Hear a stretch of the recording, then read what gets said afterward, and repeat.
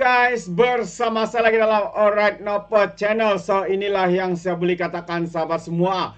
Semakin puak-puak lebay-lebay ini mencemburui, menghina Perdana Menteri kita dan sebagainya, semakin itulah sahabat semua, ya, pemimpin-pemimpin dunia Islam menghormati dan menganggap ya, bahwa Perdana Menteri kita ini adalah seorang pemimpin Islam yang begitu hebat dan juga berpengaruh. Jadi, saya ingin membawakan Anda dalam satu persidangan Rusia dan dunia Islam. Dialog Rusia-Dunia Islam di era multipolar yang turut dihadiri sahabat karib Perdana Menteri kita, iaitu Rais Tatarstan, iaitu Rustam, ya, dan juga pemimpin dunia Islam yang lain.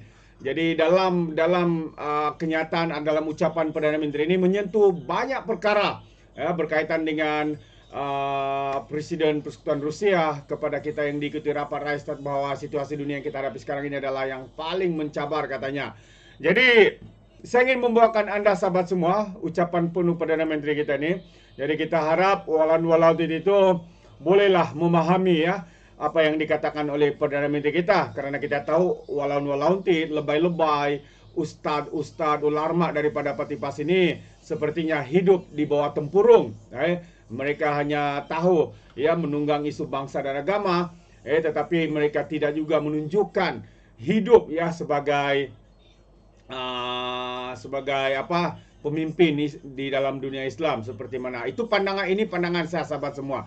Jadi untuk kita melihat dan mau mendengar ucapan Perdana Menteri ini, saya ingin membawakan Anda sekali lagi ya ucapan dan juga intipati ya ucapan Perdana Menteri kita. Jadi tanpa buang masa, ayo kita tonton bersama video ini. Thank you very much for honoring us by your presence. In 2003, President Vladimir Putin here in Malaysia suggested the involvement, a more active involvement of the Russian Federation with the Islamic world in a special OIC conference here. And since then, I think through the office of Rais of Tatarstan, we have seen numerous efforts to strengthen that sort of collaboration. So, may I express my profound gratitude personally to Rais, my dear brother, and fellow delegates for honoring us and hopefully, inshallah, fruitful deliberations. Of course, as in the initial remark by President Putin to us and followed by Rais,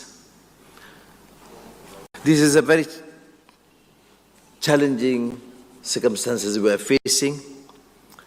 We are confident that through effective collaboration among nations, Muslim countries, and friendly other countries, we should forge a new understanding in alliance.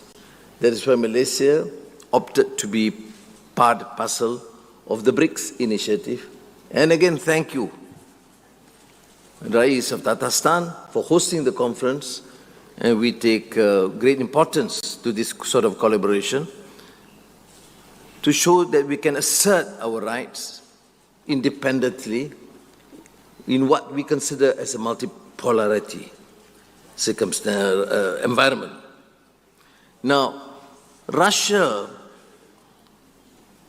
has a rich history, and the enduring engagement with the Islamic world is nothing new.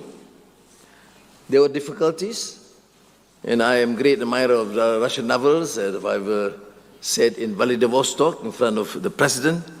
For example, Leo Tolstoy's Haji Murad shows his empathy, understanding, and remarkable appreciation of the sentiments expressed in Tatarstan. And that's when I learned the three Tatars, strong, tough, and have not been able is being able to withstand the pressures, the tortures, the others' calamities, and that reflects the sentiment, the aspirations of the people of Tatarstan in particular, and of course in the personality of the Rais, tough and effective. Now,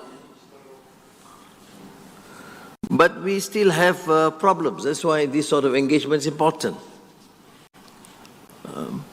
We thought that with development, with progress, with knowledge, we'll have more wisdom. We have more tolerance between Muslim, of course, in the Muslim world, between religious leaders of various denominations. And we believe this can happen. But this is not the case. This is a period of great tragedies befalling humanity at large, and in Muslims in particular. From Gaza, from parts of Europe, the rise of fascism, racism, the intolerance, the dehumanizing actions, atrocities perpetrated on people, not only in Palestine and Gaza in particular, but also in many parts of the world.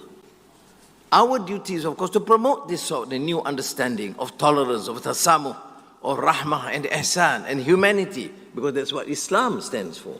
And it's important that we use these sort of conferences to reflect that sort of message. Malaysia is an independent country, have decided firmly now, more so, to maintain a very independent stance, fiercely independent. That's why we have chosen to interact both in the West and the East, and to remain consistent in our issues, on issues of humanity and justice. And this collaboration between Russia and the Muslim world, to me, is not merely political. It must be also firmly be based on economic collaboration, as BRICS initiative has shown, but also deeply cultural, because it is forged through centuries of interaction and exchange. But as I've said, the challenges are there and real. Islamophobia remains a persistent and pernicious issue, manifesting across continents and cultures. In Europe, for example, despite its progressive ideals of liberté, fraternité, égalité, slogan during the French Revolution. But in recent years have witnessed a troubling rise in targeted acts against Muslim communities. Mosques have been desecrated. Here in Malaysia we have a small case of an attempt by some Muslim fanatics to desecrate a church. We were swift. The ulama, the political leaders are swift in condemning this, taking action against the perpetrators, because that is our Islamic belief and national ideology. More than 2 decades ago, we found a Hindu temple being desecrated. The moment we took over as the government in that particular state, we resolved to rebuild the temple out of our recognition that every single citizen has a right to practice their faith. What we are calling for is a consistent, coherent message by other countries. We want to have a showcase that we are tolerant. This is a Muslim majority country. Islam is the religion of the federation. We take all measures possible to make sure that Muslims adhere to their faith. Istajibu lillah walir rasul idha da'akum lima yuhyikum. But at the same time, we show extreme tolerance and patience and respect for the dignity of men and women of all faith. This is a message, I think it is relevant and pertinent, not only for the Muslim world, but for the international community.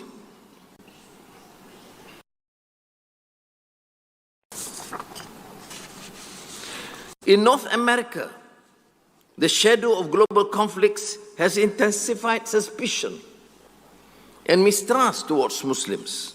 Hate crimes have surged in countries where there is so much sophistication, so much access to knowledge, but troubling link between international events and local prejudices.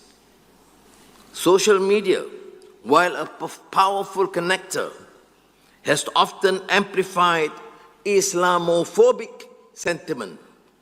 They have enabled the spread of false narratives at the speed of light. We have to deal with the issue of Islamophobia, including this conference, towards inclusivity and understanding. Governments must introduce and enforce anti-discrimination laws. And civil society, religious leaders, media platforms have a role in challenging stereotypes and fostering dialogue. I referred to and alluded to earlier on the issue of the need to forge better, effective economic collaboration, not only through BRICS, but through our interaction, our efforts, so that no society will be left behind.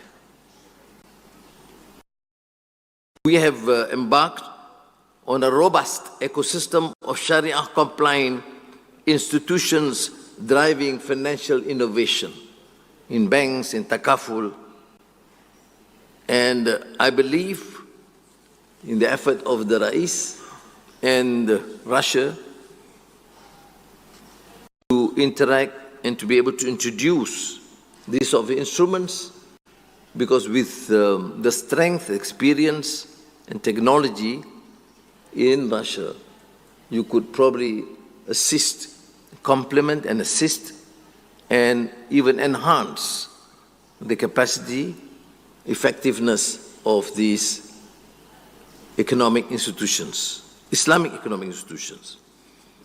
Now, without emphasizing oil and gas, of course, the forte of the Rais. I'm not going to compete on that because that's spectacular in terms of their capability and their investment in that field. But I would touch also on the issue of agriculture. Russia, in the last few years, has made an unprecedented, remarkable progress in terms of becoming a leading grain producer and exporter, and assisting in the global food security challenges.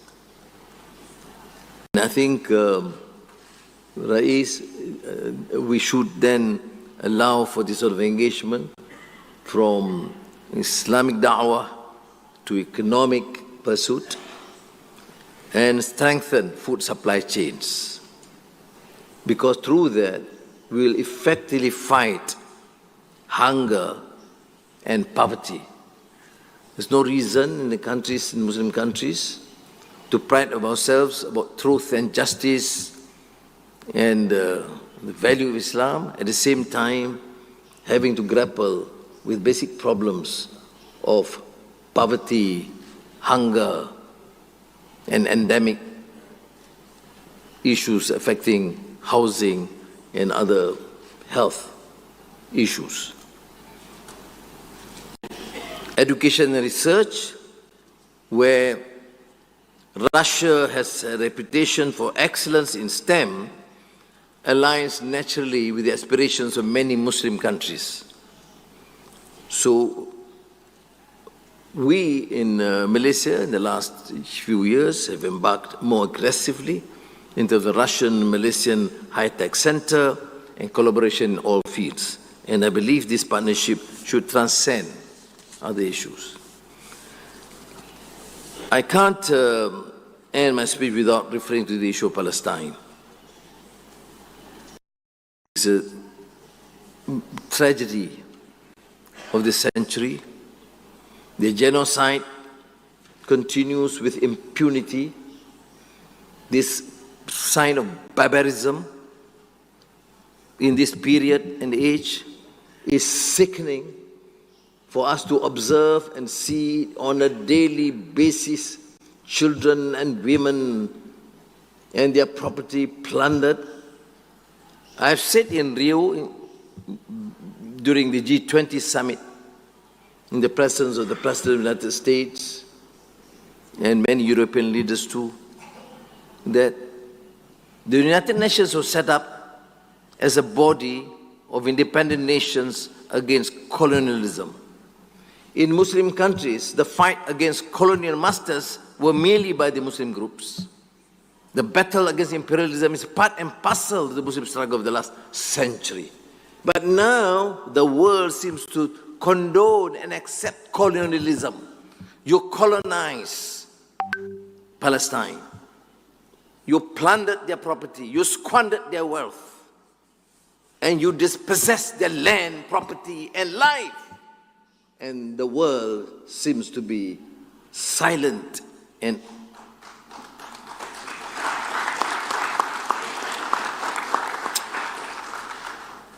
so the moral fabric of global community is gone. Why talk about morality? Why preach about democracy and human rights? I've taken a position refusing to listen to the hectoring and lectures about human rights and democracy by Western leaders.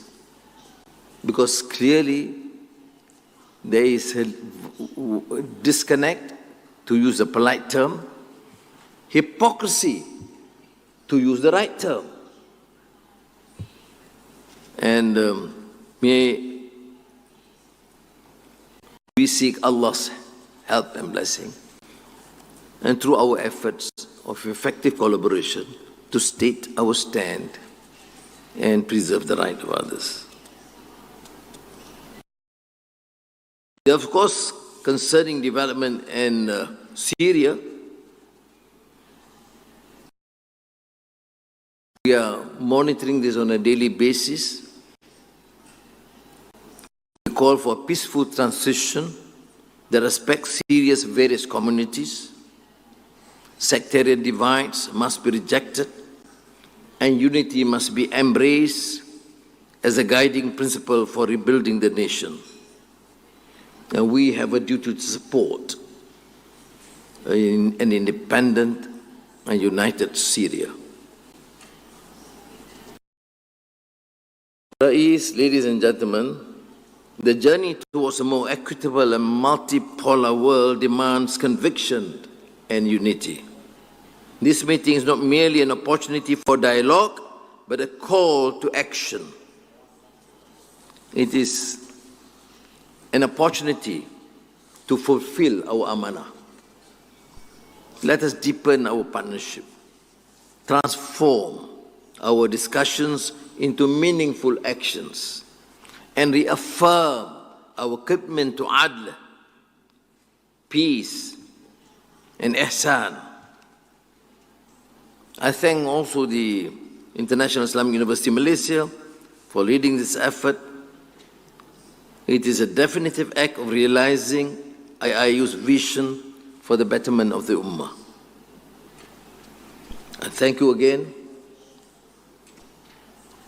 for your participation and for the initiative taken by the Rais and the Russian Federation. Wassalamualaikum warahmatullahi wabarakatuh. Terbaik sahabat-sahabat semua. Ucapan daripada Perdana Menteri kita yang mendapat tepukan gemuruh ya daripada hadirin pemimpin-pemimpin Islam dunia. Jadi terbaik ya daripada Perdana Menteri kita. Jadi kita harapkan walaupun itu bolehlah belajar bahasa Inggris ya supaya faham apa yang disampaikan oleh Perdana Menteri kita. Bukannya asyik dan menfitnah, menghasut, menunggang dan sebagainya. Alright, so itu pandangan saya. Bagaimana dengan anda sahabat semua? Anda boleh berikan komen ya di dalam ruangan komen. Jadi izinkan saya untuk mengundurkan diri dan seperti biasa peribahasa mengatakan tapapun kangkap 2 tahun keinginan. Dalam bahasa Melayunya, tepuk dada, tanya selera. Sekian je daripada Alright Dapat Channel. Saya kita berjumpa lagi. Bye-bye.